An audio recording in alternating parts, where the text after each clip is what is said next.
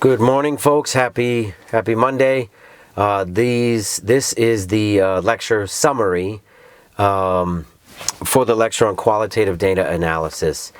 Keep in mind that this lecture was designed to feed the final section of the paper, which I'm not having you guys write in advance.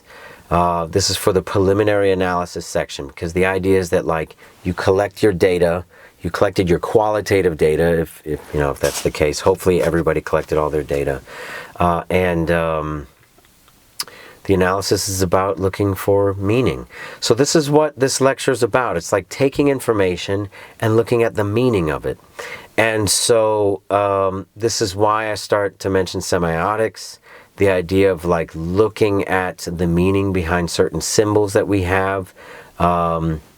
Most basic symbol that I could give right now is like a red octagon sign. What is that? What's the symbol for that? Universally that tends to be a stop sign. You don't even have to be able to read the words to know what that sign means. So we have signs and activities in our culture that have meaning behind them. And sometimes in criminology, it's easier to understand the meaning behind certain criminal acts if we can understand the culture that's attached to it. And so for all of you, I'm asking you to, like, in your preliminary analysis sections, I'm asking you guys to, all right, so in your field notes, I'm asking you guys to just say things as they are. And then in your preliminary analysis section, which comes right after that, you're supposed to talk about the meaning behind those things. What do these things mean? And this is why, like, at the end of this lecture, I talk a little bit about conversation analysis. This is the example that I always give in class. If you ask somebody if they're racist, and they say, "No, me? How dare you ask that question?" Them saying no is less significant than the volume in their voice, the expression in their face, whether or not their face turns red, whether or not they start sweating, whether or not they get up and huff and puff and walk out of the room. All of that analysis matters. The no is significant, but it's less significant than all of that body language. So this is what I want you to get out of that. So, and this is, I think I left this guy that's leaning on the red car in the lecture notes. I just wanted to use that as an example of, like, what's going on in the picture, and then what are the messages that guy intends to send to those that view that picture.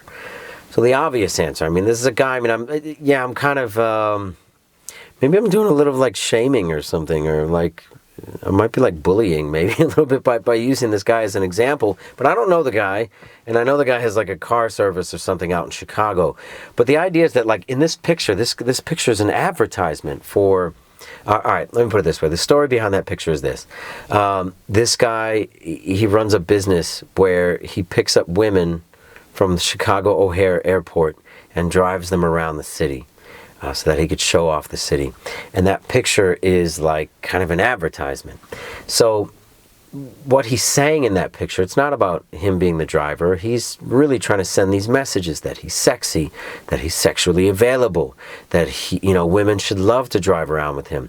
Yes, it's ridiculous. Yes, it's absolutely ridiculous. But his messages are real. So I was just using that as an example of those messages.